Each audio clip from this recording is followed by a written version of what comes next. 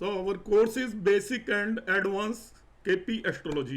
ये ग्रुप है मेरा इनोवेटिव ज्योतिष, 21st सेंचुरी ज्योतिष है।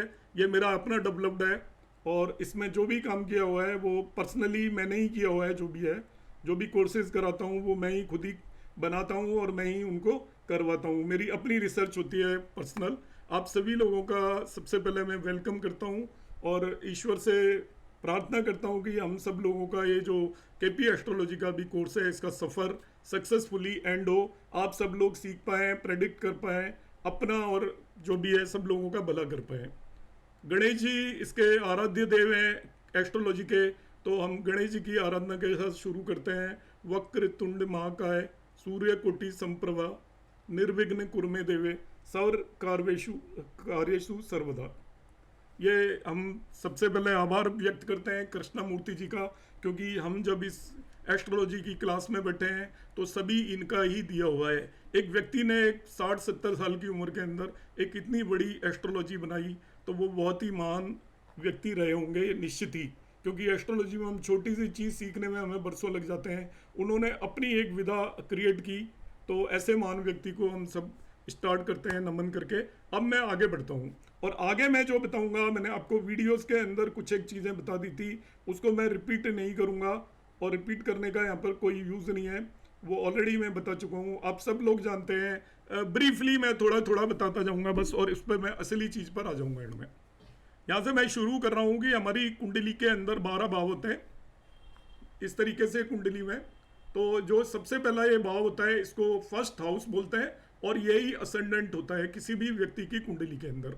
और हम भावों को एंटी इधर ये हम इधर जाएंगे एंटी क्लॉकवाइज भाव बढ़ते जाते हैं, second, third, fourth, fifth, six, seventh, eighth, 9, 10, 11, 12, total 12 भाव होते हैं।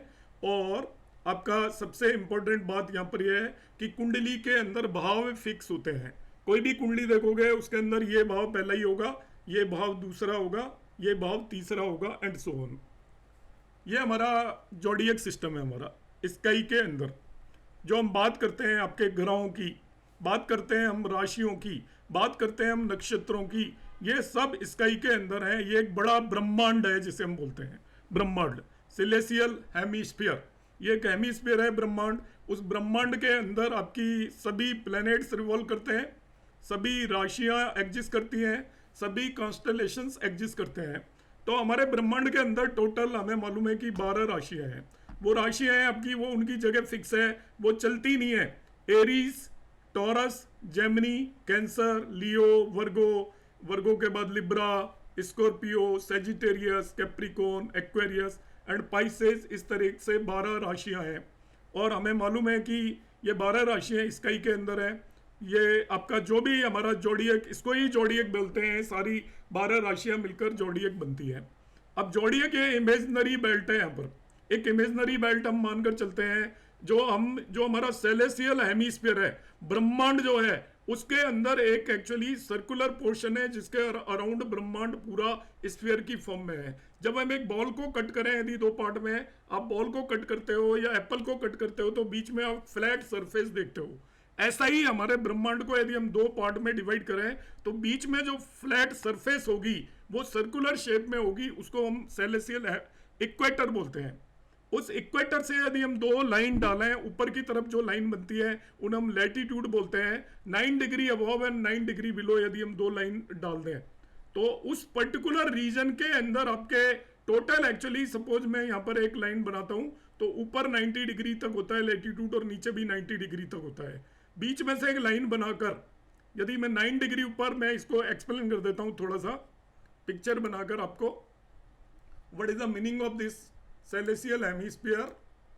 ये मैंने यहाँ पर एक डायग्राम बनाया है आपका, और इसके अंदर क्या है कि यहाँ पर मैं एक इक्वेटर बना देता हूँ। ये सेलेसियल हेमिस्फीयर पर इस तरीके से इक्वेटर है। यहाँ पर ये हम सेंटर ले लेते हैं अर्थ का, इस जगह पर इसका हेमिस्फीयर का सेंटर ले लेते हैं।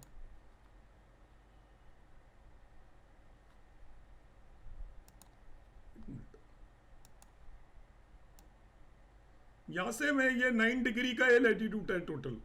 ऐसे मैं यहां से ऊपर तक जाऊं तो टोटल 90 डिग्री हो जाएगा। यदि यहां पर जाऊंगा तो इस एंगल को आप मेजर करोगे तो इट विल बिकम 90 डिग्री। ये वाला जो एंगल है 90 डिग्री होगा। ऐसे ही मैं इधर नीचे की तरफ भी ये बनाऊंगा तो ये वाला एंगल भी 90 डिग्री होगा।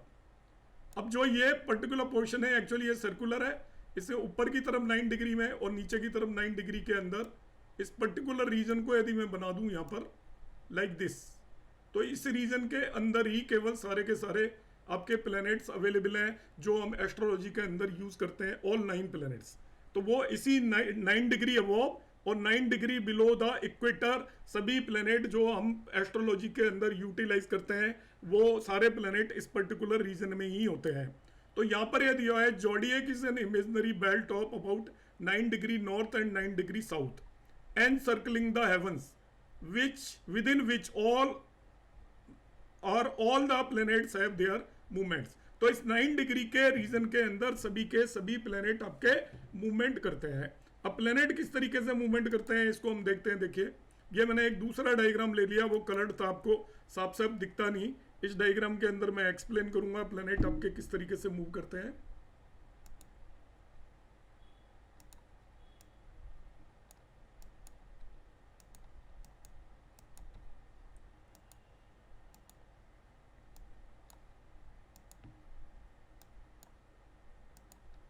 प्लेनेट की बेसिकली दो तरीके की मोशन होती है। जैसे आपने लट्टू देखा होगा, वो आपका रिवॉल्व करता है, उसकी दो तरह की मोशन होती है। एक वो अपने एक्सिस पर रिवॉल्व कर रहा होता है जिसको हम बोलते हैं रोटेटरी मोशन, साथ ही साथ वो एक जगह से दूसरी जगह पर भी चलता चला जाता है, उसको हम बोलते हैं ऑर्बिटल मोशन। तो कोई भी प्लेनेट जब रिवॉल्व करता है तो उसके रिवॉल्व करने की दो वो होती है, एक वो अपने एक्सिस पे भी रिवॉल्व करता है, जैसे अर्थ है अपने एक्सिस पर रोटेशन करती है जिसकी वजह से डे और नाइट होते हैं।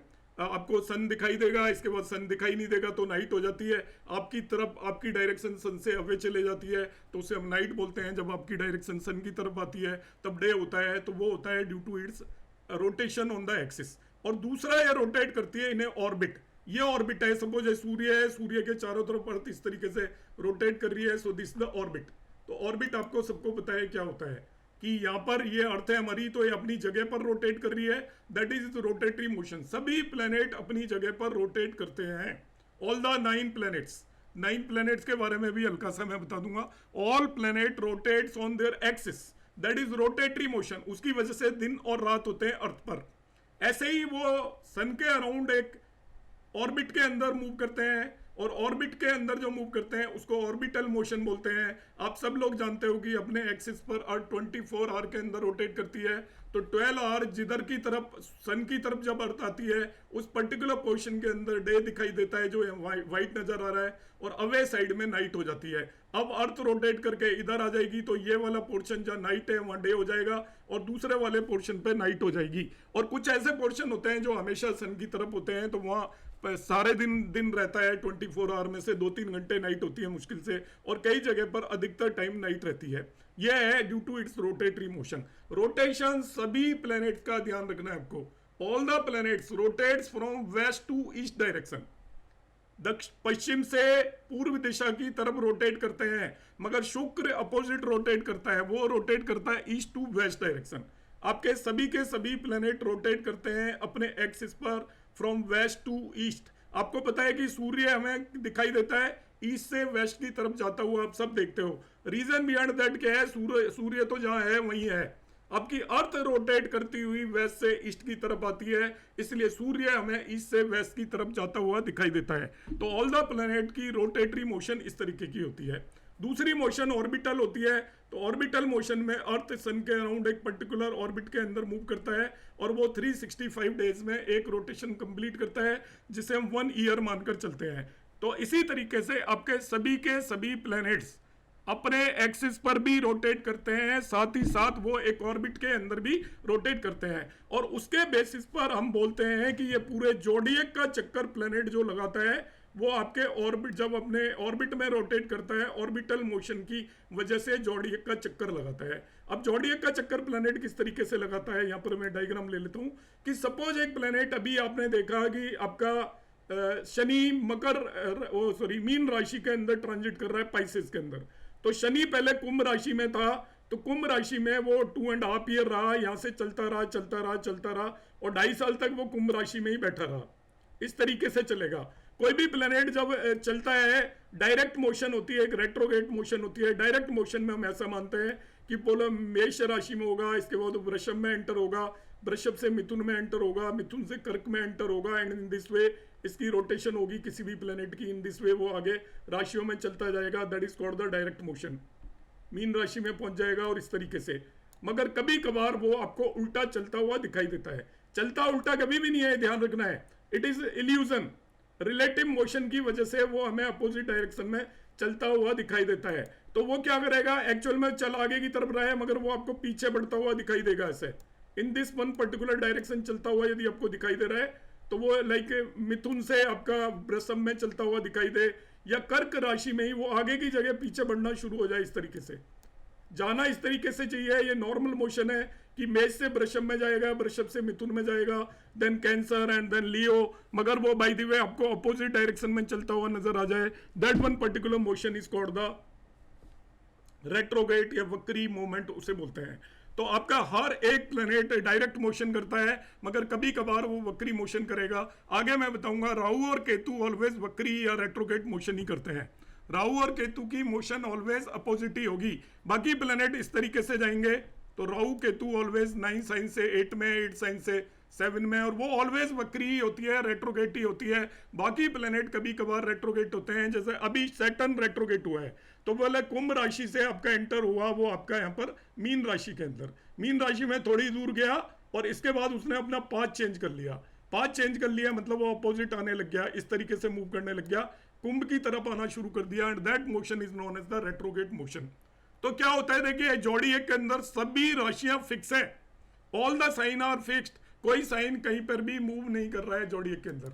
मगर हमें क्या है कि वो ये हमारे प्लेनेट मूव करते रहते हैं। जैसे आपकी कॉलोनी के अंदर आप जहाँ रहते हो सारे मकान फिक्स हैं, एक स्कूटर चल रहा है तो वो स्कूटर क्या करेगा, पहले एक मकान के आगे आ जाएगा, फिर उसके अगले मकान के आगे आएगा, फिर उसके अगले मकान के आगे आएगा, इस तरीके से वो आगे बढ़ता चला जाता है। और इस हम उसमें यहाँ पर ये ऐसे आगे बढ़ता चला जाएगा, आपका वन हाउस से दूसरे हाउस के आगे गया। इसी तरीके से जोड़िएक में सारी राशियां फिक्स हैं, आपके प्लेनेट मूव करते रहते हैं। अब एक चीज होती है लग्न। लग्न हम किस तरीके से देखते हैं, लग्न हम ऐसे देखते हैं, हमारी अर्थ लगातार रोटेट होती रहती है। अर्थ रोटेट हो रही है, इसको पिक्चराइज करके समझिए, लाइक इस तरीके से अर्थ रोटेट हो रही है। अर्थ ये रोटेट हो रही है आपकी यहाँ पर लाइक दिस। ये अर्थ का आपका ईस्टर्न ओरिजिन है, ईस्टर्न, ईस्ट पार्ट जो अर्थ का है। अब अर्थ जब रोटेट होगी तो ध्यान से समझिए, ये रोटेट होते हुए थोड़ी देर बाद यहां पहुंच जाएगी। अभी इसको जो राशि नजर आ रही है वो आपका सिंह खत्म हो रही है, अर्थ रोटेट होते हुए यहां पर जैसे ही पहुंचेगी इस जगह पर, ये ईस्टर्न पार्ट इस जगह पर पहुंचेगा, इसको कन्या राशि दिखना शुरू हो जाएगी। और यहां पर पहुंचेगा जब ये रोटेट करके ये पर्टिकुलर ईस्टर्न पोर्शन, अब कन्या राशि खत्म होगी और इसको तुला राशि दिखना शुरू हो गई। फिर ये अर्थ रोटेट, ये वाला मैंने एक पॉइंट मार्क किया हुआ है, रोटेट करता करता करता जब इस जगह पर पहुंचेगा अब तुला राशि खत्म हो जाएगी, इसको वृश्चिक साइन दिखाई देना शुरू हो जाएगा। तो जब भी ईस्टर्न ओरिजिन पे due to rotation of earth अलग अलग राशियां राइज करती हैं। तो जो राशि ईस्टर्न डायरेक्शन में राइज कर रही होती है उस पर्टिकुलर राशि को हम उसकी लग्न बोलते हैं। जब किसी भी व्यक्ति का जन्म होता है, किसी भी व्यक्ति का जन्म होता है तब आपका ईस्टर्न ओरिजिन पर जो भी राशि राइज कर रही होती है अर्थ के ईस्टर्न ओरिजिन पर, तो अर्थ के रोटेशन की वजह पर राशियां बदलती रहती हैं। सपोज ईस्टर्न ओरिजिन पे सिंह राशि है, अर्थ रोटेट करते करते करते करते यहां पर पहुंच गई, अब आपका सिंह राशि दिखना बंद होगी और कन्या राशि राइज होगी। अब फिर अर्थ रोटेट करती रहेगी, यहाँ पे रोटेट करके जब ये पहुंच जाएगा ईस्टर्न ओरिजिन तब कन्या राशि खत्म हो जाएगी और तुला राशि आपकी दिखाई देगी। तो कोई भी व्यक्ति का जब जन्म होता है उस समय पर ईस्टर्न ओरिजिन पर जो भी राशि राइज हो रही होती है, मतलब आपको दिख रही होती है, उसको हम उसकी लग्न बोलते हैं। और इसी बेसिस पर उसकी कुंडली कंस्ट्रक्ट की जाती है। पहले भाव में वो राशि रख देते हैं जिसे हम उसका लग्न बोलते हैं, और इसके बाद हम राशियों को बढ़ाते चले जाते हैं। इस तरीके से हम किसी भी व्यक्ति की लग्न निर्धारित कर लेते हैं। तो ये आपकी टोटल 12 राशियां हैं, इनके अंदर आपके प्लैनेट किस तरीके से ट्रेवल करते हैं वो मैंने आपको ब्रीफली एक्सप्लेन कर दिया है। यहाँ पर किस तरीके से ट्रेवल करते हैं ये आपकी, यहाँ पर हम इस तरीके से कुंडली कंस्ट्रक्ट करते हैं। ईस्टर्न डायरेक्शन में जो भी राशि राइज कर रही होती है वो आपने यहाँ पर देख लिया, उसको हम पहले भाव में रख देते हैं। इस यहाँ पर जो रखी हुई है ये ईस्टर्न डायरेक्शन में राइज करने वाली राशि है। तो यदि ईस्टर्न में एरीज है तो एरीज लगने की कुंडली बनेगी, इसके बाद यदि टॉरस राइज हो रही है तो टॉरस लगने की कुंडली बनेगी। एंड इन दिस वे हम इस कुंडली को कंस्ट्रक्ट कर लेते हैं। अब हम आगे बढ़ते हैं इसके अंदर, डिवीजन ऑफ जोडिएक इन 12 राशिज। आपका जो पूरा जोडिएक है वो 12 राशिज में डिवाइडेड है। अब ये जोडिएक एक्चुअली सर्कुलर इन शेप, वो वैसे तो स्पेरिकल होता है मगर इसको हम सर्कुलर मानकर चलते हैं शेप में। और इसके अंदर 12 जो राशियां हैं, टोटल सेंटर पे 360 डिग्री का एंगल बनता है, 360 डिग्री का एंगल बनता है। अब 12 राशियों में 360 डिग्री को इक्वल पार्ट में डिवाइड करेंगे तो एक राशि के हिस्से में 30 डिग्री आती है। So when this circle is divided into 12 equal parts of 30 degree, each part is called a राशि। तो इस सर्कल को 12 इक्वल पार्ट में डिवाइड कर देंगे तो हर एक पार्ट को हम क्या बोलेंगे, राशि देंगे। और सभी राशियों के अपने अपने ओनर होते हैं, स्वामी होते हैं। जैसे देखिए आपका पूरा जोडिएक एक सर्किल मैंने बना दिया है। सर्किल के अंदर यहाँ पर मैंने 0 डिग्री पर से शुरू किया है। एरीज साइन 0 डिग्री पर शुरू होता है और 0 से 30 डिग्री तक जो आपका साइन आ रहा है वो एरीज या मेष राशि आ जाएगी। 30 से 60 डिग्री तक आपका टॉरस आएगा, 60 से 90 डिग्री तक जेमिनाइन आएगा, 90 से 120 तक कैंसर एंड 120 से 150 तक लियो। एंड इन दिस वे आपका 30 डिग्री का स्पेस ऑक्यूपाई करेंगी सभी राशियां और वापस से 360 डिग्री आ जाएगा। इसको हम कंपोजिट लॉन्गिट्यूड भी बोलते हैं। आपको पता है यदि आपसे कह दिया जाए कि 45 डिग्री दे रखा है लॉन्गिट्यूड तो वो कौन सी राशि में आएगा, तो आपको मालूम होना चाहिए कि 30 से लेकर 60 डिग्री तक टॉरस साइन होता है, 60 से 90 डिग्री तक जेमिनाइन होता है। आपको कहा जाए कि किसी भी प्लेनेट का लॉन्गिट्यूड जिसे हिंदी में भोगांश बोलते हैं, भोगांश 70 डिग्री है, इसको कंपोजिट लॉन्गिट्यूड बोलते हैं। केवल 70 डिग्री बोल दिया जाए, यहाँ पर इससे यूटिलाइज किया जाएगा। वैदिक एस्ट्रोलॉजी में इस तरीके से यूटिलाइज नहीं करते, वहां पर हम कहते हैं इस राशि में इतने डिग्री पर है, वो मैं अभी आपको आगे बता दूंगा यहाँ पर। तो यदि कोई भी प्लेनेट 70 डिग्री पर है तो आप समझ जाइए कि वो जेमिनाइन साइन के अंदर है। आपसे कहा जाए एक प्लेनेट 212 डिग्री पर है तो आपको पता चलना चाहिए स्कॉर्पियो साइन में है। 212 डिग्री का मतलब आप कैसे निकालेंगे, 30 की टेबल याद कर लीजिए। फर्स्ट 30 डिग्री तक एरीज होगा, नेक्स्ट 30 डिग्री मतलब 30 से 60 टॉरस होगा, 60 से 90 जेमिनाइन होगा, 90 से 120 आपका कैंसर होगा, 120 से 150 लियो होगा, 150 से 180 वर्गो होगा एंड 180 से 210 लिब्रा होगा एंड सो ऑन। पता कैसे चला, 190 दे दिया सपोज, तो 30 की टेबल में 186 टाइम होता है 30 का, तो 6 राशि 180 डिग्री पर पूरी हो जाएंगी। और 180 से 210 तक 7th राशि होगी, दैट इज लिब्रा। सपोज आपको 220 बोल दिया जाए तो 210 तक 7 राशियां 7 साइन कंप्लीट हो जाएंगे और 220 डिग्री 8 साइन के अंदर आएगा, स्कॉर्पियो आएगा। तो डिग्री देखकर भी आप साइन बता सकते हो कि सपोज किसी प्लेनेट की डिग्री आपको दे दिया जाए 335 डिग्री, तो 330 डिग्री यहां पर कंप्लीट होगी आपकी। पाइसेस शुरू 330 पर हो रहा है और 360 पर खत्म होगा, तो 330 से लेकर 360 तक यदि आपको लॉन्गिट्यूड दे रखा हो, भोगांश दे रखा हो 330 से लेकर 360 डिग्री, तो आप कहोगे पाइसेस के अंदर आएगा। ये यहाँ पर थोड़ा सा प्लेनेट का हिसाब किताब मैंने यहाँ पर बताया हुआ है। मैंने आपको 2 वीडियो अपलोड कर दिया था, स्टिल मैं बता रहा हूँ थोड़ा सा, क्योंकि कुछ लोग हेजिटेंट होते हैं पूछने में, हमें कोई फर्क नहीं पड़ता। यहाँ पर देखिए आपके प्लेनेट्स हैं, इनका साइज दे रखा है, आपको साइज भी पता होना चाहिए। सबसे पहले मरकरी है, वो सबसे छोटा साइज होता है, इट इज नियरेस्ट टू सन। इसके बाद आता है सेकंड नंबर पर आपका वीनस है और वो थोड़ा साइज बड़ा होता है, फिर अर्थ है आपकी। तो ये आपके यहाँ पर जो भी अंदर जो प्लेनेट आ रहे हैं आपके, सन, मरकरी और वीनस, इन्हें इनर प्लेनेट्स बोलते हैं हम। अर्थ के अंदर, अर्थ और सन के बीच में इस रीजन के अंदर जो भी प्लेनेट हो रहे हैं इन्हें इनर प्लेनेट्स बोलते हैं। और इसके बाद आपके 3 प्लेनेट आते हैं, मार्स, इसके बाद जुपिटर और सैटर्न, ये आपके इस रीजन के बाहर हैं, इन्हें हम आउटर प्लेनेट्स बोलते हैं। तो यहाँ पर सन और अर्थ के बीच में जो भी प्लेनेट्स आ रहे हैं दे आर इनर प्लेनेट्स, और बियॉन्ड दैट जो जा रहे हैं आपके मार्स, जुपिटर एंड सैटर्न, इन सभी को आप एक्सटीरियर प्लैनेट्स बोलते हैं। यूरेनस, नेपच्यून और प्लूटो भी प्लैनेट्स हैं, मगर हम वैदिक एस्ट्रोलॉजी में हम यूज नहीं करते, इंडियन एस्ट्रोलॉजी में इन्हें यूज नहीं करते, ये आपका चाइनीज और वेस्टर्न एस्ट्रोलॉजी में यूज किया जाता है। सेलेसियल बॉडी इनका रोल होता है। सन को हम किंग मानकर चलते हैं, इसको आप दिमाग में बिठा कर रखिएगा। वैदिक एस्ट्रोलॉजी में मेरा एक नियम है, मैं एक नियम यूज करता हूं कि सूर्य सबसे नकारा प्लैनेट होता है, कभी कोई फल नहीं देता, कभी आपका भला करेगा नहीं, वो केवल रास्ता दिखा देगा बस।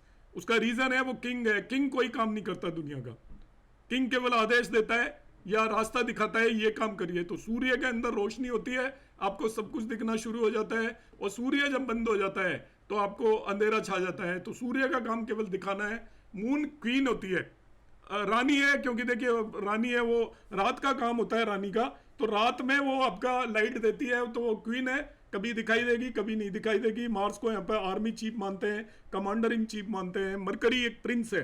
प्रिंस कौन है? बच्चा। आप दिमाग में उठा लीजिए, मरकरी के सिग्निफिकेशन आपको देखने हैं तो एक बच्चे के सिग्निफिकेशन है, बुद्धि भी है मगर बच्चे वाली बुद्धि है, चंचल है, जिसकी मैच्योरिटी नहीं है, जिसके अंदर, जिसको पता नहीं है मुझे क्या करना है। बुद्धि बहुत है मगर उसको पता ही नहीं है, तो उसको चैनलाइज नहीं करोगे तो बुद्धि किसी काम की नहीं है। जुपिटर यहाँ पर मिनिस्टर भी होता है, और ये आपका बुद्धिमत्ता और विजडम भी होता है। आपका विजडम जुपिटर के बगैर नहीं आती, केवल बुद्धि से कभी कुछ नहीं होता। आपके अंदर विजडम होनी चाहिए, बुद्धिमत्ता होनी चाहिए, वो जुपिटर है। वीनस यहाँ पर मिनिस्टर होता है इसका, आपका सेलेसियल सिस्टम का। सैटर्न सर्वेंट है, आपका नौकर होता है। तो इस तरीके से इनको नाम दिया हुआ है प्लैनेट्स को। ये planets in order from the sun, ये मैंने इनकी डिस्टेंस जस्ट फॉर कोई जानना चाहता है इसलिए मैंने बता दिया है। थ्योरेटिकली मैंने बोल ही दिया था, मरकरी सबसे नजदीक होता है। यहाँ AU है, it is a astronomical unit, physics में होती है 1.49 इंटू 10⁻11 किलोमीटर होता है 1 एस्ट्रोनॉमिकल यूनिट। तो मरकरी इज क्लोजेस्ट प्लैनेट है। वीनस दूसरे नंबर पर है। आपको मालूम ही है मरकरी हमेशा सन के साथ होता है, कंबस्ट होता है अधिकतर केसेस में। वीनस भी पास में ही होता है, तो आप कुंडली में जब भी वीनस को देखोगे तो 2 हाउस से ज़्यादा का सेपरेशन नहीं हो सकता। तो बाकी प्लेनेट कहीं भी जा सकते हैं, because they are exterior planets. ये हमारा सोलर सिस्टम है। या फिर से मैंने बताया हो इसको कि मरकरी आपका सबसे नज़दीक है सन के, फिर वीनस है, देन अर्थ, मार्स, जुपिटर, सैटर्न। जुपिटर का साइज आपको पता ही लग रहा है यहाँ पर, ये सैटर्न है, इसके अंदर रिंग होती है। इसके बाद ये यूरेनस, नेपच्यून है, जिन्हें हम मुंडेन एस्ट्रोलॉजी में बहुत ज़्यादा यूटिलाइज करते हैं। इसके अंदर रिंग्स है, और ये आपका लार्जर इन साइज है। ये फर्दर इसका एक और भी मैंने डायग्राम यहाँ पर लिया हुआ है, मल्टीपल डायग्राम लिए हुए हैं समझने के लिए। ये ऑर्बिट्स हैं जो अभी मैंने बताया था। अब जब ये ट्रांजिट करते हैं तो आपको पता होना चाहिए कि किसका कितना ट्रांजिट होता है। That is also very important. हम बार बार बोलते हैं it is slow moving and fast moving planet. यहां पर देखिए कि जो सूर्य को हमने प्लैनेट लिया हुआ है, सूर्य तो प्लैनेट नहीं है। मून को भी लिया हुआ है, मून भी नहीं है। राहु केतु को भी लिया है, वो भी नहीं है। प्लैनेट तो एक्चुअल में 5 ही है, मगर हम इन सबको मानते हैं। रीजन क्या है कि प्लैनेट वर्ड एक्चुअली सही नहीं है, ग्रह वर्ड सही है। ग्रह कौन होता है? जो ह्यूमन बीइंग पे, लिविंग ऑब्जेक्ट्स के ऊपर जो असर डालते हो उन्हें ग्रह बोला जाता है।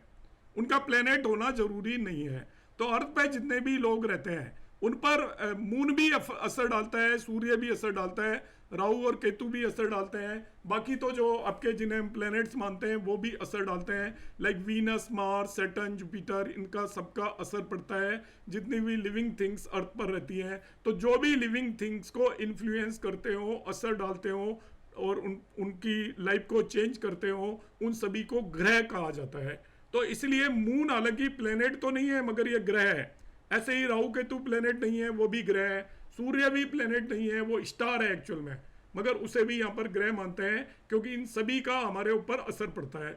हम वैदिक एस्ट्रोलॉजी में इनको नहीं मानते नेपच्यून, यूरेनस को। उसका रीज़न है हम ऐसा मानकर चलते हैं कि ये इतनी ज़्यादा डिस्टेंस पर है कि इनका ग्रेविटेशनल फील्ड इतना ज़्यादा नहीं होता कि वो हमारे ऊपर असर डाल पाए। हमारे ऊपर जो असर डाला जाता है, जो बहुत लोग जो साइंस बैकग्राउंड के होते हैं, आजकल की यंग जनरेशन है, उसको यदि उस तरीके से समझाया जाए ये धरती का पुत्र है, ये उसका पुत्र है, वो उसका पुत्र है, तो वो उसमें बिलीव करने को तैयार नहीं है और करना भी नहीं चाहिए।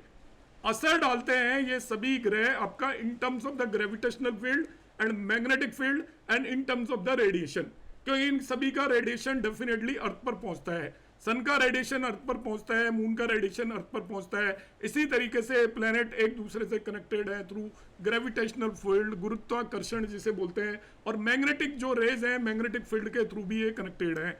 आपका जो आयनोस्फीयर है वो सारा का सारा इसी वजह से है, कॉस्मिक रेज की वजह से आपका यहाँ पर जितनी भी गैस है वो आयनाइज हो जाती है और उसके बीच में एक मैग्नेटिक फील्ड क्रिएट हो जाता है स्पेस के अंदर। आपका आयनोस्फीयर भी इसी तरीके से बना हुआ है। तो ये जो प्लैनेट्स हैं ये एक्चुअली एक दूसरे पर असर डालते हैं। अब प्लैनेट असर डालते हैं तो हमारी बॉडी भी पंच महाभूतों से मिलकर बनी हुई है, पंच तत्वों से मिलकर बनी हुई है। ये सभी ग्रह पंच तत्वों से मिलकर ही बने हुए हैं। तो we are connected to them, हम उन्हीं एलिमेंट से बने हुए हैं जिन एलिमेंट से वो प्लेनेट बने हुए हैं। तो उनका ग्रेविटी का असर अर्थ पर जितने भी लोग रह रहे हैं, मैग्नेटिक फील्ड का असर अर्थ पर जितने भी लोग रह रहे हैं, हमारी बॉडी के अंदर आयरन है, हीमोग्लोबिन है, तो जो मैग्नेटिक फील्ड होगा तो हमें असर करता है। आप देखते हो बहुत लोग मैग्नेटिक थेरेपी कराते हैं।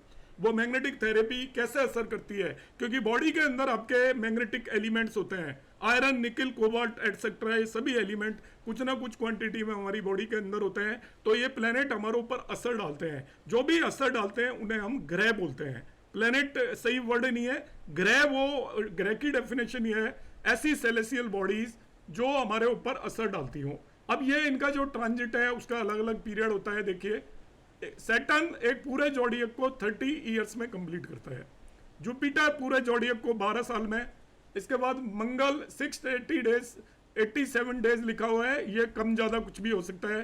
सूर्य मालूम है कि आपका 365 डेज में एक राउंड लगाता है पूरे जोडियक का। शुक्र आपका 225 डेज लिखा हुआ है, ये भी कम ज़्यादा होता है। बुध 88 डेज लिखा हुआ है, ये भी कम ज़्यादा होता है। और चंद्रमा आपको पता है 27 दिन में पूरे जोडियक को मूव कर लेता है। यहाँ पर ये इस तरीके से मेंशन किए हुए हैं, ये इसमें स्लोएस्ट शनि है, उससे फास्ट गुरु है, उससे फास्ट मंगल है, उससे फास्ट सूर्य है, उससे फास्ट शुक्र है, उससे फास्ट बुध है और सबसे फास्ट चंद्रमा है। ये फास्टेस्ट है और ये शनि स्लोएस्ट है। तो इधर से इधर हम जाएंगे तो इनकी आपको गति या स्पीड पता चल जाएगी यहाँ पर कि कौन सबसे फास्ट है, दूसरे नंबर पर कौन है, तीसरे नंबर पर कौन है। इस तरीके से इन प्लैनेट्स की स्पीड होती है, जिसे हम ट्रांजिट बोलते हैं। हम कहते हैं कि गोचर में शनि 360 डेज में कंप्लीट करता है। करता क्यों है? इस पे ऑर्बिट पे चले जाइए, इसका ऑर्बिट बड़ा है भाई। पहला तो ऑर्बिट बड़ा है, दूसरा ये थोड़ा स्लो मूव करता है। जुपिटर भी 1 ईयर में क्यों करता है? क्योंकि इसका ऑर्बिट बड़ा है। बाकी ये कम दिन में क्यों करता है मरकरी? क्योंकि इसका ऑर्बिट नज़दीक है। फिर इसको जो आपका सेंट्रीपिटल फोर्स रिक्वायरमेंट है वो सूर्य जिस उससे ग्रेविटेशनल फोर्स से इसको अट्रैक्ट करता है, तो जो मिनिमम रिक्वायर्ड वेलोसिटी है F = mv² divided by r होता है। जो अंडरस्टैंड करना चाहते हैं उनके लिए मैं बता रहा हूँ। तो जो सेंट्रीपिटल फोर्स चाहिए होता है वो ग्रेविटेशनल फोर्स को काउंटर बैलेंस करने के लिए, तो इसको ज़्यादा स्पीड से चलना पड़ेगा, तभी मरकरी आपका उसको वो बैलेंस करेगा, नहीं तो सूर्य खींच लेगा उसको अपनी तरफ। इसलिए जो ये लाइटर प्लैनेट हैं वो हायर स्पीड से मूव करते हैं, क्योंकि उनका मास रिलेटिवली कम होता है। तो इन्हें बैलेंस करना होता है, नहीं तो सन के अट्रैक्टिव फोर्स की वजह से ये सूर्य के अंदर जाकर गिर जाएंगे। और ये आपके स्लोली मूव कर रहे होते हैं तभी भी चल जाता है, क्योंकि इनका मास बहुत ज़्यादा होता है। अब आ जाता है, देखिए ये सोलर सिस्टम के बारे में मैंने आपको बता ही दिया है। तो यहाँ पर हम राहु केतु को भी प्लेनेट मानकर चलते हैं। ये शेडोई प्लेनेट्स हैं आपके, तो ये राहु केतु है बेसिकली। तो राहु केतु का अलग अलग ओपिनियन है।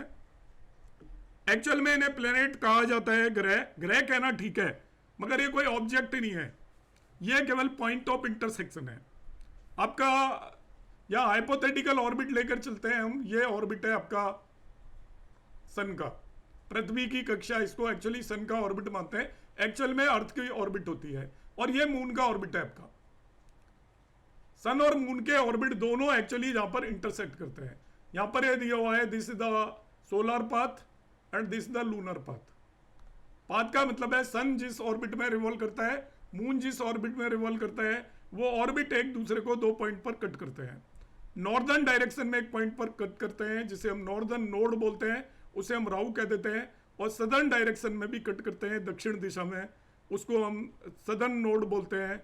और ये आपके दो नोड्स हैं आपके, नॉर्दर्न एंड सदर्न। तो ये कुछ भी नहीं है, these are the point of intersection of orbit of moon and sun. Sun actual में मूव नहीं करता, मगर हम वैदिक एस्ट्रोलॉजी में हम अर्थ को स्टेशनरी मानकर सन को मूव कराते हैं। तो जो लूनर पाथ का मतलब है it is the orbit of the moon, और सोलर पाथ का मतलब है ऑर्बिट ऑफ द सन। दोनों ऑर्बिट जिन बिंदुओं पर मीट करते हैं उन पर्टिकुलर पॉइंट को, पॉइंट है केवल, हम ये शेडोई प्लेनेट, छदम ग्रह भी बोलते हैं इनको, छाया ग्रह भी बोलते हैं इन पॉइंट को। और इन पॉइंट का मैं आपको जो फिजिक्स समझना चाहे, अंडरस्टैंड करना चाहे, तो प्रैक्टिकली ये कोई भी प्लेनेट नहीं होते, लोगों को ज़्यादा जानकारी नहीं है, इसलिए इन्हें प्लेनेट मानकर चलते हैं। बेसिकली ये आपके जैसे लग्न एक बिंदु होती है, ऐसे ही ये बिंदु हैं, इसके अलावा इनका कोई एग्जिस्टेंस नहीं है। ये कोई बॉडीज नहीं है, इनके अंदर वेट नहीं होता। मगर जैसे आप ब्लैक होल की फेनोमेना समझते हो कि ब्लैक होल के आसपास कोई भी बॉडी आएगी, उसको वो बहुत ज़्यादा ग्रेविटी से अपनी तरफ अट्रैक्ट करते हैं। राहु केतु और काइंड ऑफ ब्लैक होल्स, तो इनके आसपास जब भी कोई भी प्लेनेट आ जाता है तो उसकी ये मोशन को डगमगा देते हैं, उसके जो ग्रेविटेशनल फील्ड और मैग्नेटिक फील्ड को काफ़ी हद तक ये खराब कर देते हैं। इसलिए जब भी राहु केतु के साथ कोई भी कंजक्टेड होता है तो सुपरपोजिशन प्रिंसिपल यहाँ पर फिनोमिना है कि राहु केतु के पास जब भी कोई भी प्लेनेट आता है तो एक तरीके से उसकी ज्योग्राफी को ये खराब करने की कोशिश करते हैं, उसके सिग्निफिकेशंस को खराब करने की कोशिश करते हैं, उसके मूवमेंट को डिस्टर्ब करने की कोशिश करते हैं। ये ऐसे पॉइंट हैं, इसलिए राहु केतु को हम यहाँ पर नेगेटिव और खराब माने जाते हैं। मगर अपने आप में फिजिकल बॉडी नहीं है, इसलिए हम यहाँ पर क्या करेंगे, ना ही तो राहु केतु की कोई राशि मानते हैं, ना ही, क्योंकि लॉर्डशिप तो उस पर होगी जिसका कोई आकार होगा। इसका कोई आकार ही नहीं है, साइज ही नहीं है, ग्रेविटी नहीं है, इसके पास ग्रेविटेशनल फील्ड नहीं है, इसके पास केवल मैग्नेटिक फील्ड होता है। तो इसलिए इस पर्टिकुलर, इन दोनों पर्टिकुलर पॉइंट्स को हम ये नोट्स को कोई राशि नहीं देंगे, ना उच्च का मानेंगे ना नीच का मानेंगे, कुछ भी इस तरीके की चीज नहीं मानेंगे, एस्पेक्ट भी नहीं मानकर चलेंगे। बहुत सारे लोग मानते हैं मगर हम नहीं मानकर चलेंगे। अब आ जाती है ये 12 की 12 राशियां और उनके लॉर्ड्स। तो मेरी स्पीड थोड़ा हो सकता है आपको फास्ट लग रही हो, और रीज़न मैं पहले बता देता हूँ, इसलिए मैंने आपको वीडियोस अपलोड कर दिए थे। तो पहले मैंने सोचा था मैं नहीं कराऊंगा, फिर मैंने सोचा कोई बात नहीं, 1-2 क्लास लगेंगी, मगर मैं अपने मुंह से आपको ये सारी चीज़ें बता देता हूँ। तो ये आपकी 12 राशियाँ हैं और उनकी लॉर्डशिप होती है। एरीज और स्कॉर्पियो, इनकी लॉर्डशिप मार्स को होती है। टॉरस और आपका लिब्रा है, मतलब ऊपर से हम एक यहाँ से लेंगे, एक यहाँ से लेंगे, फिर टॉरस लिया, फिर लिब्रा लिया। सेकंड और सेवंथ इनका लॉर्ड वीनस होता है। फिर हमने जेमिनाई लिया, वर्गो लिया, इन दोनों का लॉर्ड आपका मरकरी होता है। कैंसर का लॉर्ड मून होता है, लियो का लॉर्ड मार्स होता है। इसके बाद ये 4 राशियां बच गई आपकी। सेजिटेरियस और पाइसेस का लॉर्ड जुपिटर, और कैप्रिकॉर्न और एक्वेरियस का लॉर्ड आपका सैटर्न होता है। That you all know. यहाँ पर ये लॉर्ड दिए हुए हैं। सूर्य आपका 5 साइन का लॉर्ड है, मून 4 साइन का लॉर्ड है, मार्स 1 और 8 का लॉर्ड होता है, मरकरी 3 और 6 का लॉर्ड होता है, जुपिटर 9 और 12 का लॉर्ड होता है, वीनस 2 और 7 का लॉर्ड है, सैटर्न 10 और 11 का लॉर्ड है। देखिए राहु केतु के लिए मैंने नो लिखा हुआ है। एस्पेक्ट भी पता होना चाहिए आपको। तो सभी प्लेनेट अपने से 7वें भाव को एस्पेक्ट करते हैं, सभी। तो यहाँ पर 777 हर जगह पर मिलेगा। मगर मार्स, जुपिटर और सैटर्न एक्सटीरियर प्लेनेट है। देखिए क्यों एस्पेक्ट करते हैं, बहुत लोग ये क्वेश्चन पूछते हैं। आपको पता है बाहर से तो देख ही पाओगे, अब घर में बैठे हो तो पूरा घर थोड़ी दिखेगा। आप एक कमरे में बैठ गए तो आपको सामने जो कमरे आ रहे हैं वो दिखाई देंगे बस। मगर आप घर के बाहर बैठ गए तो आपको पूरी कॉलोनी दिख जाएगी। ऊपर हेलीकॉप्टर में चले जाओगे तो ये हेलीकॉप्टर में बैठे हुए हैं, ये एक्सटीरियर प्लेनेट है, मार्स, जुपिटर और सैटर्न। तो ये आपके एक से ज़्यादा एस्पेक्ट होते हैं इनके। तो इनके एस्पेक्ट के अलग अलग नाम होते हैं। वेस्टर्न एस्पेक्ट भी मैं आपको कराऊंगा, आपसे पहले मैंने किसी बैच में नहीं कराया था अभी रिसेंटली, तो आप लोगों को वो भी मैं कराऊंगा। तो मार्स के 3 एस्पेक्ट होते हैं, 4, 7, 8। इन्हें वैदिक एस्पेक्ट बोलते हैं, ध्यान रखना। अपने से चौथे भाव, अपने से 7वें और 8वें भाव को देखता है। जुपिटर के 3 एस्पेक्ट होते हैं, अपने से 5th, 7th और 9th भाव को देखता है। सैटर्न के 3 एस्पेक्ट होते हैं, अपने से 3rd, 7th और 10th हाउस को देखता है। तो ये इनके मल्टीपल एस्पेक्ट हैं। राहु केतु का हम कोई भी एस्पेक्ट नहीं लेंगे। यहाँ पर कुछ एक मैंने कन्वर्जेंस बताए हुए हैं तो वो आपको मालूम है। और ये मैं पहले बता देता हूँ, जो इनिशियल ये मैं आपको थोड़ा बहुत मैथमेटिक्स का पार्ट करा रहा हूँ, ये किसी को नहीं भी समझ में आएगा तो काम चल जाएगा आगे चल के। मगर कोशिश करिए आप इन्हें समझें, जिससे आपको उसकी जो बेसिक कंसेप्ट क्लियर हो एस्ट्रोलॉजी का। कंप्लीट जॉडिएक 360 डिग्री का होता है, अभी मैंने आपको समझाया था। ये डिवाइडेड है 12 राशि में, तो हर एक राशि 30 डिग्री की होगी। एक राशि अपॉन, इसको साइन भी बोलते हैं, 30 डिग्री की होती है। 1 डिग्री में 60 मिनट्स होते हैं, ध्यान रखना। 1 डिग्री इक्वल टू होता है 60 मिनट्स, और 60 को ऊपर डैश लगा दिया जाए तो इससे भी मिनट पढ़ोगे। तो एक राशि को भी आप मिनट में कन्वर्ट कर सकते हो, बिकॉज 1 राशि या 1 साइन होता है 30 डिग्री। अब 30 को यदि मैं 60 से मल्टीप्लाई कर दूंगा तो एक राशि 1800 मिनट्स की हो जाती है। 1 मिनट इक्वल टू 60 सेकंड्स होते हैं। देखिए यूनिट किस तरीके से, एक राशि है उसमें 30 डिग्री है, एक डिग्री है उसमें 60 मिनट है, एक मिनट है उसमें 60 सेकंड है। तो यहाँ पर राशि एक नई यूनिट बन गई, उसे हम साइन बोलते हैं। तो एक साइन के अंदर 30 डिग्री होगा, 1 डिग्री के अंदर 60 मिनट होगा, और 1 मिनट के अंदर 60 सेकंड्स होगा। अभी सपोज 80 मिनट लिख दिया जाए, कहीं पर भी यदि आपकी मिनट 60 से ज़्यादा आ रही होगी, ध्यान रखिएगा कैलकुलेशन में, तो 60 से ज़्यादा मिनट नहीं रखते हम कभी भी। क्योंकि 60 मिनट मिलकर 1 डिग्री बन जाती है। तो 60 से ऊपर जब भी दे रखा है, जैसे 80 मिनट दे रखा है, तो इसको मैं 2 पार्ट में स्प्लिट कर दूंगा, 60 मिनट अलग कर दूंगा और 20 मिनट अलग कर दूंगा। 60 मिनट अलग क्यों किया? क्योंकि मुझे पता है कि भाई 60 मिनट इक्वल टू 1 डिग्री हो जाता है। तो अब इसको मैं 1 डिग्री 20 मिनट लिखूंगा इस तरीके से, 1 डिग्री 20 मिनट लिखा जाएगा। सपोज 45 डिग्री दिया है, 45 डिग्री, तो आपको पता है 30 डिग्री 1 साइन बन जाती है एक राशि। तो 30 डिग्री से ज़्यादा जब भी डिग्री दे रखी हो तो हम साइन लिखेंगे, उसको स्प्लिट कर देंगे। सपोज आपको दे रखा है 45 डिग्री, तो 45 डिग्री 30 डिग्री से ज़्यादा है, तो इसको मैं 2 पार्ट में ब्रेक कर लूँगा, 30 degree plus 15 degree. Now 30 degree हमें मालूम है 1 साइन हो जाता है, तो 1 साइन को ऐसे लिखते हैं 1s। 15 डिग्री इसको लिखेंगे 1 साइन पास्ट 15 डिग्री। 1 साइन पास का मतलब एक साइन निकल चुका है और 15 डिग्री अभी और आगे चला है ये। तो 1 साइन पास मतलब 1 साइन लिखते ही इसका मतलब हो गया 30 डिग्री, और 30 डिग्री ये चल चुका है, 15 डिग्री है, टोटल 45 डिग्री इस तरीके से हो जाएगा। तो जब भी कहीं पर आपको डिग्रीज में 30 से ज़्यादा लिखा हो तो आप उसको साइन में भी कन्वर्ट कर सकते हो आसानी से। जोडिएक इज डिवाइडेड इनटू 27 नक्षत्र। मालूम है आपको ईच नक्षत्र होगा 360 डिवाइडेड बाई 27। हर एक नक्षत्र की जो लॉन्गिट्यूड होती है, डिग्री, वो होती है 13 डिग्री 20 मिनट। 13 डिग्री 20 मिनट का होता है एक नक्षत्र। एक राशि 30 डिग्री की होती है, तो एक नक्षत्र होता है आपका 13 डिग्री 20 मिनट। इसको मिनट में कन्वर्ट करूंगा, देखिए 13 डिग्री को मिनट में कन्वर्ट कर लो। कैसे? आपको बताया अभी 1 डिग्री 60 मिनट होता है, तो 13 डिग्री कितना हो जाएगा? 13 इंटू 60।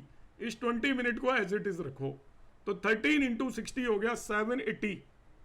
तो 780 प्लस 20 मतलब 800 मिनट हो जाता है एक नक्षत्र।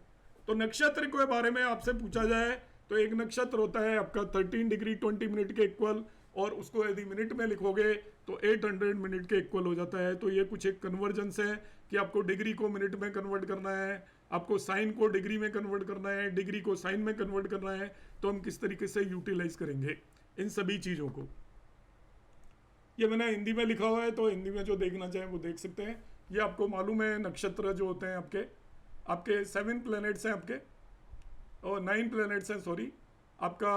इसमें जो ऑर्डर है आपको ये याद होने चाहिए सभी नक्षत्र। यहाँ पर नक्षत्र पर बेस्ड ही है केपी एस्ट्रोलॉजी पूरी, तो नक्षत्र आपको अंडरस्टैंडिंग भी होनी चाहिए, याद भी होने चाहिए। आपको विंशोत्तरी दशा का ऑर्डर पता होना चाहिए सभी को। विंशोत्तरी दशा का ऑर्डर होता है, केतु की दशा होती है सबसे पहले 7 साल की, फिर शुक्र की होती है 20 ईयर की, फिर सन की होती है 6 ईयर की, फिर मून की होती है आपकी 10 ईयर की, मार्स की होती है 7 ईयर की, राहु की होती है 18 ईयर की, गुरु की होती है 16 ईयर की, शनि की होती है 19 ईयर की, और बुध की होती है 17 ईयर की। आपकी महादशाओं का यही पीरियड होता है। यदि कोई पर्सन शुक्र की महादशा में जन्मा है तो उसकी अगली सूर्य की महादशा आएगी, उसकी अगली चंद्रमा की महादशा आएगी, उसकी अगली मंगल की महादशा आएगी। अब आपके जो टोटल 27 नक्षत्रास हैं, वो 27 नक्षत्रास को इन्हीं ग्रहों की लॉर्डशिप दी हुई है। उसमें नक्षत्रों को भाई ऑर्डर याद करना है आपको। सबसे पहला नक्षत्र का नंबर भी पता होना चाहिए। आपसे कहा जाए 1 तो वो अश्विन नक्षत्र होता है, दूसरा भरणी नक्षत्र होता है। अब कहा जाए अश्विनी का लॉर्ड कौन है तो वो केतु है, भरणी का लॉर्ड कौन है तो वो शुक्र है, तीसरा कृतिका होता है उसका लॉर्ड सूर्य होता है, चौथा नक्षत्र रोहिणी होता है उसका लॉर्ड चंद्रमा होता है, पांचवा नक्षत्र मृगशिरा है उसका लॉर्ड मंगल होता है, छठा आद्रा है उसका लॉर्ड राहु होता है, सातवां पुनर्वसु है उसका लॉर्ड आपका गुरु या जुपिटर होता है, आठवां आपका पुष्य है उसका लॉर्ड शनि होता है, और नौवां आश्लेष है उसका लॉर्ड बुध होता है। ये पहला 9 सीरीज है आपकी, फर्स्ट 9। अब 10 आपका मगा से शुरू होगा, तो जो पहले का लॉर्ड है वही 10 का होगा, वही लॉर्ड 19 का होगा, ध्यान रखना। ये तीनों प्लैनेट फर्स्ट नंबर पर, 10th नंबर पर और 19 नंबर पर, मतलब इसमें 9 ऐड कर दिए जाए, इसमें 9 ऐड कर दिए जाए, तो इन तीनों का लॉर्ड आपका केतु होगा। ऐसे ही जो दूसरे नंबर पर आ रहा है, 10वें नंबर पर आ रहा है आपका, 20th नंबर पर आ रहा है, सॉरी ये हो गया आपका 2nd number, 11th number and 20th number, उनका लॉर्ड सभी का शुक्र होगा। तो यहाँ पर ये सभी प्लेनेट, सभी नक्षत्र आपको पता होने चाहिए कि किस प्लेनेट का कौन सा नक्षत्र है, किस नक्षत्र का कौन सा सीरियल है। बार बार आएंगे, जिसे याद नहीं है वो याद कर ले, इन्हें सीरियल वाइज याद कर ले, और ऐसे भी पता हो तो ज़्यादा बेटर है कि मून के कौन कौन से नक्षत्र होते हैं। और आपको मालूम होना चाहिए कि मून के नक्षत्र आपसे पूछा जाए तो यहाँ पर आप इस सीरीज में देखोगे वो रोहिणी, हस्त और श्रवणा मून के नक्षत्र हैं। आपसे कहा जाए शनि के कौन कौन से नक्षत्र होते हैं, तो शनि के 3 नक्षत्र होते हैं, पुष्य, अनुराधा और उत्तर भाद्रपदा। तो इस तरीके से हमें सभी प्लेनेट के ऑल 27 नक्षत्र याद होने चाहिए, सभी नक्षत्रों के लॉर्ड स्वामी आपको पता होने चाहिए, और नक्षत्र सीरियल वाइज याद होने चाहिए। ये स्पेस में इस तरीके से होते हैं ये आपके नक्षत्र, ऐसे अश्विनी, भरणी, Kritika, Rohini and in this way ये स्पेस के अंदर सभी के सभी नक्षत्र आपके अवेलेबल हैं। वो राशियों के पार्ट होते हैं, वो अभी हम यहाँ पे डिस्कस करेंगे कैसे होते हैं। जोडियक डिवीजन है आपका, साइन होता है, स्टार एंड सब होते हैं। 3 चीजें होती हैं, एक तो साइन होता है मतलब राशि, स्टार का मतलब होता है नक्षत्र। यहां पर केपी एस्ट्रोलॉजी में जो सबसे इंपॉर्टेंट बात आएगी, बगैर केपी के ये पॉइंट और किसी एस्ट्रोलॉजी में यूज नहीं होता। वैदिक एस्ट्रोलॉजी में आप मैक्सिमम यूज करते हो कि कोई भी प्लेनेट का क्या साइन है, उसका नक्षत्र, स्टार का मतलब नक्षत्र है पे, ये ध्यान रखना। स्टार को हम नक्षत्र भी बोलेंगे, नक्षत्र को स्टार भी बोलेंगे, ऑन एंड ऑफ। कभी मैं स्टार बोल दूंगा, कभी नक्षत्र बोल दूंगा, तो ये ध्यान रखना है स्टार और नक्षत्र एक ही बात है, तारा है, दोनों को हम तारा ही बोलते हैं आपके। फर्दर यहां पर एक टर्म और यूज होगी, सब। अब सबको मैं बताऊंगा, और यही एक्चुअली इन्वेंशन थी कृष्णमूर्ति जी की। यहां पर क्या किया गया है कि नक्षत्र को फर्दर डिवाइड करेंगे। अभी तक हम एक राशि को डिवाइड करते हैं, एक राशि के अंदर अभी कितने नक्षत्र होते हैं अभी मैं यहां पर डिस्कस करने वाला हूं। देखिए ये एक जोड़ियक है आपका, जिसके अंदर मालूम है कि पूरे जोड़ियक के अंदर 27 नक्षत्राज हैं, और हर एक नक्षत्र 13 डिग्री 20 मिनट्स का है, और इसको हम स्टार और नक्षत्र बोलते हैं।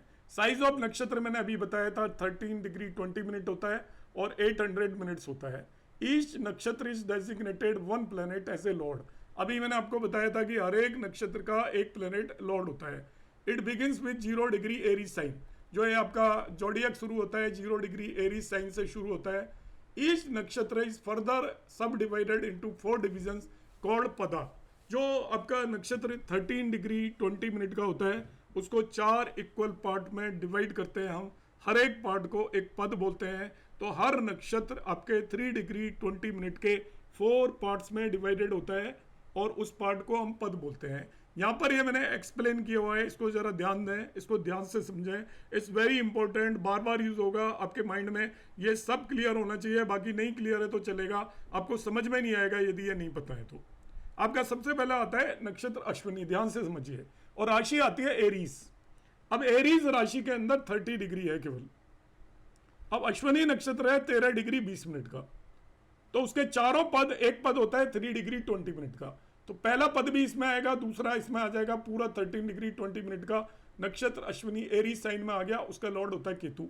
13 डिग्री 20 मिनट खत्म हो गया। अब यहां पर मैं ये डायग्राम बना रखा है, देखिए ये वही मैंने जोडियक बनाया है कि आपका 0 से 30 डिग्री, 30 से 60 डिग्री, 60 से 90, 90 से 120, 120 से 150, और इस तरीके से जोडियक है, और उसके अंदर अलग अलग राशियां हैं। अब नक्षत्र किस तरीके से यहाँ पर देखिए रोल प्ले करते हैं। आपका ये शुरू हुआ एरीज साइन। एरीज साइन में सबसे पहले नंबर 1 का नक्षत्र आएगा 13 डिग्री 20 मिनट का, अश्विनी नक्षत्र आ गया आपका। एरीज साइन कितने डिग्री का है? 30 डिग्री का। दूसरा नक्षत्र फिर 13 डिग्री 20 मिनट का है, भरणी। तो ये 13 डिग्री 20 मिनट और यहाँ पे भी 13 डिग्री 20 मिनट हुआ, टोटल 26 डिग्री 40 मिनट कवर हो जाएगा। तो ये दोनों नक्षत्र पूरे एरीज में आ जाएंगे, कंप्लीट आ गए नक्षत्र। अब तीसरा आया आपका कृतिका। कृतिका खुद 13 डिग्री 20 मिनट का है, मगर एरीज साइन में तो बचा ही नहीं है, यहां तक 26 डिग्री 40 मिनट हो चुका है। आपके पास बचा केवल 3 डिग्री 20 मिनट, जिसको हम बोलते हैं एक पद या चरण। चरण बोलते हैं हम यहाँ पर नक्षत्र का। तो देखिए एक चरण जो इसका कृतिका नक्षत्र जो 13 डिग्री 20 मिनट का है, उसका एक चरण तो यहाँ पे आ जाएगा 3 डिग्री 20 मिनट, मगर बाकी का 10 डिग्री अगली राशि में चला जाएगा, टॉरस में। तो कृतिका का एक चरण तो आपका एरीज में आ रहा है, और 3 चरण चौरस इसमें जाएंगे टॉरस में। 10 डिग्री यहाँ पर कवर हो गया।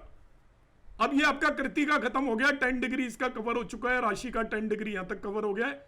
अब राशि का भी 20 डिग्री बचा हुआ है। तो अब देखिए इसके बाद कृतिका के बाद अगला नक्षत्र आता है आपका मून का, दैट इज रोहिणी। ये रोहिणी पूरा इसमें आएगा 13 डिग्री 20 मिनट। तो 10 डिग्री यहाँ पर कंप्लीट हुआ था, 13 डिग्री 20 मिनट यहाँ पर कंप्लीट हुआ। तो ये आपका पूरा का पूरा आपका रोहिणी कवर हो गया है। रोहिणी के बाद आपका मार्स का नक्षत्र रहेगा मृगशिरा नंबर 5, और यहाँ पर बच गया है केवल 6 डिग्री 40 मिनट। तो उसके अंदर 2 चरण तो इसमें आ जाएंगे आपके टॉरस में, बाकी के 2 चरण अगली राशि में जाएंगे। तो इस तरीके से आपके नक्षत्र कवर होते जाते हैं अलग अलग राशियों में।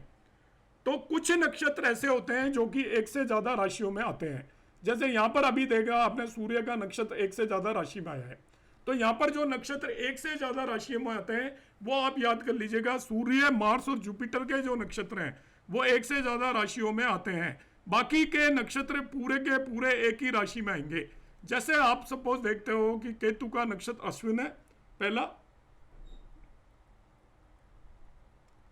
केतु का नक्षत्र कौन सा है? अश्विन है, मघा है, मूला है। तो एक केतु के ये तीनों के तीनों नक्षत्र, अश्विन तो 1 साइन में आएगा, मघा 5 साइन में आएगा और मूला 9 साइन में आएगा। अभी मैं आपको यह भी तरीका बता देता हूं, डायरेक्टली आपको पता चलेगा। आपके 4 तत्व की राशियां होती हैं, 4 एलिमेंट की राशियां होती हैं। देखिए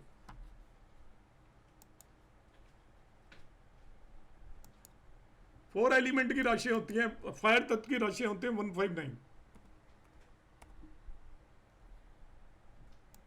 इसके बाद आपके अर्थ एलिमेंट की राशियां होती हैं 2 6 10। फिर तीसरी वायु तत्व की राशियां होती हैं 3 7 11। चौथी वाटर तत्व की राशियां होती हैं 4 8 12। आपको केवल क्या करना है, 1 2 3 4 के नक्षत्र पता कर लीजिए बस।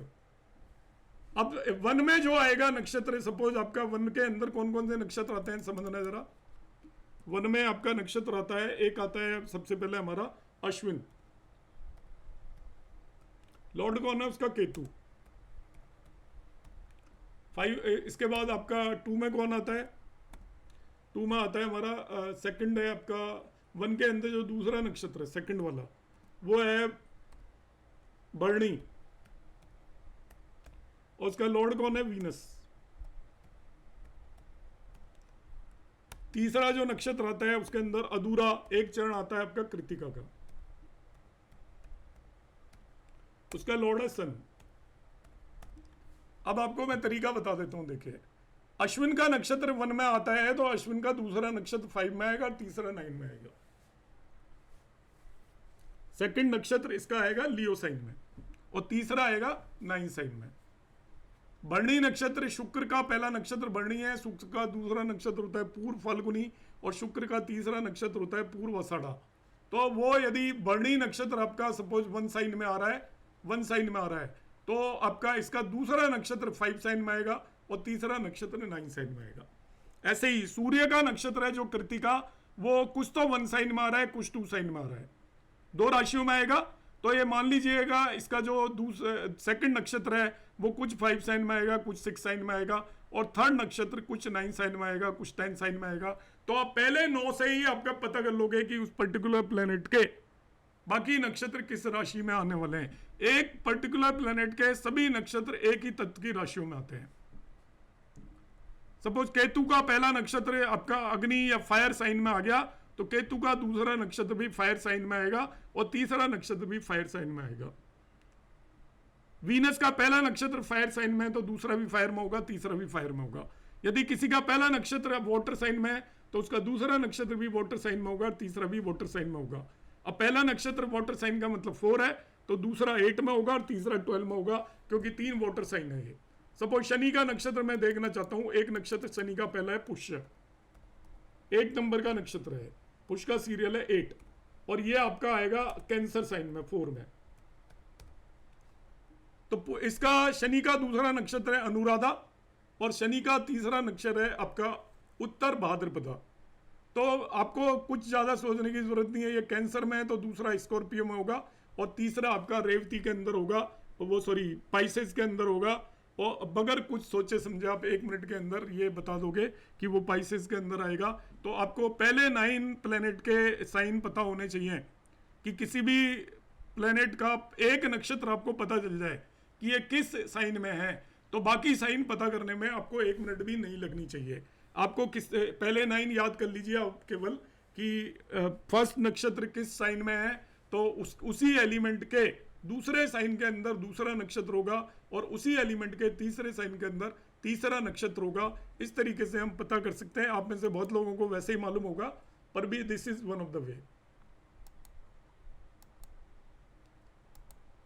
तो यहां पर ये मैंने आपको ये बताए थे इनके चरण किस तरीके से हैं।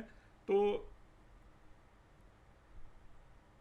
ये वही चीज मैंने इंग्लिश में लिखे हुए हैं आपके, यहाँ पे सीरियल भी लिखे हुए हैं 1 2 3 4 5 6 7 8 9 10 11 12 13 14 ऐसे। तो 1 10 और 19 आपके केतु के नक्षत्र होंगे, 2 11 एंड 20 वेनस के नक्षत्र होंगे। अब इनमें राशि निकालना बड़ा इजी है। देखिए, आपको सपोज पता करना है रोहिणी नक्षत्र किस राशि में है, तो ये 2 साइन में आएगा। सपोज 2 टॉरस में हो गया तो ये 6 साइन में होगा और ये 10 में होगा। पृथ्वी तत्व की राशियों में होंगे तीनों। सपोज मुझे पता चल गया पुनर्वसु, ध्यान रखिएगा कि सन का जो नक्षत्र है कृतिका वो 2 राशियों में आता है, एरीज और टॉरस में। इसी तरीके से आपका दूसरा मार्स का जो नक्षत्र है वो भी 2 राशियों में आएगा, 5 एंड 6 साइन, वो सॉरी ये आपका 2 एंड 3 साइन के अंदर आएगा, टॉरस और जेमिनाइन साइन के अंदर आएगा। इसी तरीके से शुक्र का नक्षत्र भी 2 राशियों में आएगा, जेमिनाइन और कैंसर के अंदर आएगा। शुक्र नहीं, जुपिटर का नक्षत्र, सॉरी। तो जुपिटर का ये भी नक्षत्र 2 राशियों में आएगा, विशाखा भी 2 में आएगा और पूर्व भाद्रपदा भी 2 राशियों के अंदर आएगा। मार्स का ये नक्षत्र भी 2 राशियों में आएगा, चित्रा भी 2 में आएगा, धनिष्ठा भी 2 में आएगा, कृतिका भी 2 राशियों में आता है, उत्तर फाल्गुनी भी 2 राशियों में आता है, उत्तर आषाढ़ा भी 2 राशियों के अंदर आता है। ये मैंने यहाँ पर मेंशन किया हुआ है। Each planet has 3 nakshatras. नक्षत्र नंबर 3 कृतिका, 12 एंड 21 सन के नक्षत्र हैं आपके। इसके बाद 5 है, इस सन का जो दूसरा नक्षत्र होता है वो आपका 12 होता है और तीसरा नक्षत्र 21 होता है। ऐसे ही मार्स का नक्षत्र 5 है, नेक्स्ट नक्षत्र इसका 14 होता है और उससे अगला 23 होता है मार्स का। 14 का मतलब ये चित्रा हो गया और 23 का मतलब धनिष्ठा। ऐसे ही आपके जुपिटर का नक्षत्र 7 का मतलब पुनर्वसु, 16 का मतलब इसका नेक्स्ट नक्षत्र हो गया विशाखा और 25 का मतलब हो गया इट इज ऑफ पूर्व भाद्रपदा। ये जुपिटर के नक्षत्र हैं, belongs to more than 1 sign. All other nakshatra belongs to 1 sign. बाकी नक्षत्र पूरे के पूरे एक राशि में होते हैं। ये जो 9 नक्षत्र हैं वो एक से ज्यादा राशियों के अंदर होते हैं। फर्दर 1 से 9 नक्षत्र पहली 4 राशियों में आ जाते हैं। 10 से 18 तक 5 to 8 साइन के अंदर आएंगे, लियो से लेकर स्कॉर्पियो में। 19 से 27 तक आपके जो नक्षत्र हैं वो आपके सेजिटेरियस से लेकर पाइसेस के अंदर आएंगे। 159 फायर साइन है, हैव नक्षत्र ऑफ केतु, वीनस एंड सन। इनके अंदर इन्हीं के नक्षत्र हैं, केतु, वीनस एंड सन के। 2610 आपके अर्थ साइन है, इसमें आपके सन, मून और मार्स के नक्षत्र हैं आपके। 3711 आपका एयर साइन है, इसके अंदर मार्स, राहु और जुपिटर के नक्षत्र हैं। 4812 आपके वाटर साइन है, इनके अंदर जुपिटर, सैटर्न और मरकरी के नक्षत्र हैं। तो आप इन्हें जैसे भी याद करना चाहो, it is up to you, आप इन्हें याद कर लें। आपको पता होना चाहिए जब भी पूछा जाए, ये बाकी चीज़ें नहीं भी मालूम है, कैलकुलेशन पार्ट नहीं भी मालूम है, तो ये पर्टिकुलर पार्ट आपको अच्छे से पता होना चाहिए। फर्दर नक्षत्र एंड पद है। 1 नक्षत्र ऑफ 13 डिग्री 20 मिनट। 13 डिग्री को यहाँ पर मैंने मिनट में कन्वर्ट कर दिया है, अभी आपको मैं बता चुका हूँ। 800 मिनट होता है। 1 नक्षत्र 13 डिग्री 20 मिनट है और उसको 13.33 डिग्री भी बोल सकते हैं या 13 डिग्री 20 मिनट भी बोल सकते हैं। 1 नक्षत्र is further divided into 4 parts. Each part is called चरण और पद। नंबर ऑफ नक्षत्र इन ए साइन। एक साइन के अंदर जो नक्षत्र होंगे, एक नक्षत्र दे रखा है 13.33 डिग्री का, तो 30 को 13.33 से डिवाइड करेंगे तो एक राशि के अंदर 2.25 नक्षत्र होते हैं। वो आप सबको पता है। 1 राशि है 2.25 नक्षत्र एंड इन टोटल 9 नक्षत्र चरण। एक राशि में 9 चरण होते हैं नक्षत्र के, तो 2 तो पूरे नक्षत्र आ जाते हैं जनरली और एक का एक चरण आता है, तो एक राशि में टोटल 9 चरण होते हैं। नाउ ईच चरण ऑफ ए नक्षत्र इज 3 डिग्री 20 मिनट। एक चरण 3 डिग्री 20 मिनट का होता है, जिसको आप मिनट्स में कन्वर्ट करोगे तो 3 को 60 से मल्टीप्लाई कर लीजिए, तो 3 इंटू 60 180 हो गया, प्लस 20 ऐड करोगे तो 200 मिनट का एक चरण होता है आपका। किसी भी नक्षत्र का 200 मिनट का एक चरण होता है। अब इसमें एक और चीज़ बता देता हूँ मैं, लॉन्गिट्यूड ऑफ प्लैनेट कैसे निकालते हैं, उससे कंपोजिट लॉन्गिट्यूड कैसे निकालते हैं, ये आपको समझ में आना चाहिए। एग्जाम्पल से एक्सप्लेन कर देता हूँ ये, क्योंकि यूज होने वाला है इसमें आगे चल के।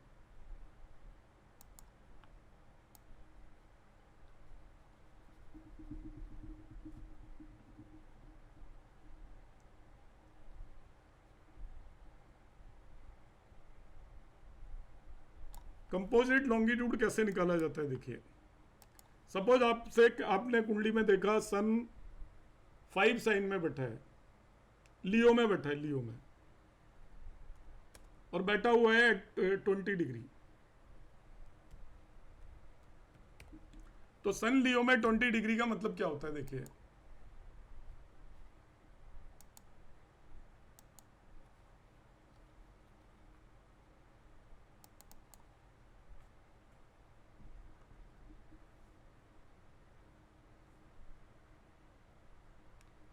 थोड़ा स्पीड है, आप में से किसी को समझ में नहीं आया तो कोई प्रॉब्लम नहीं है, आप फिर से पूछ लेना। और बेसिकली स्पीड मैंने इसलिए रखी हुई है क्योंकि आपको मैं ऑलरेडी ये वीडियो भेज चुका हूँ, तो आपने देख भी लिया होगा और मोस्ट प्रोबेबली समझ में आ गया होगा। आप में अधिकतर लोगों को ये चीज़ें पहले से भी पता है, क्योंकि आप में से बहुत सारे लोग तो मेरे डिफरेंट बैचेस में हैं ही, इसलिए मुझे मालूम है कि आपको ज़्यादातर को पता है। इसलिए मैं थोड़ा सा आपको एक तरीके से अपनी तरफ से बता रहा हूँ, ऑलरेडी वीडियोस में ऑलरेडी अवेलेबल है।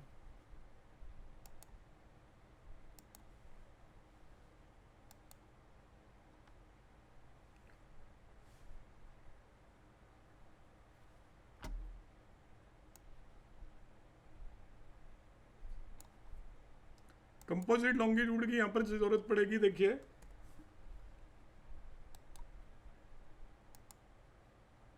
ये मैंने ये वाली कुंडली पिक कर ली है आपकी।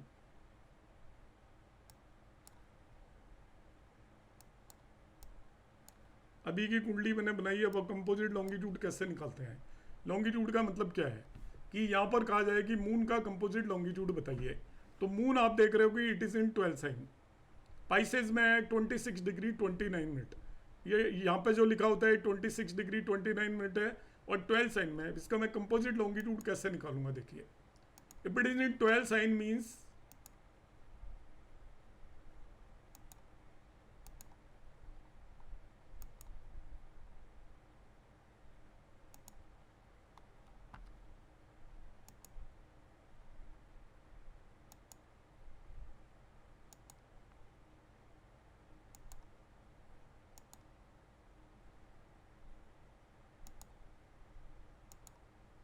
ट्वेल्थ साइन का मतलब ये 11 साइन चल चुका है।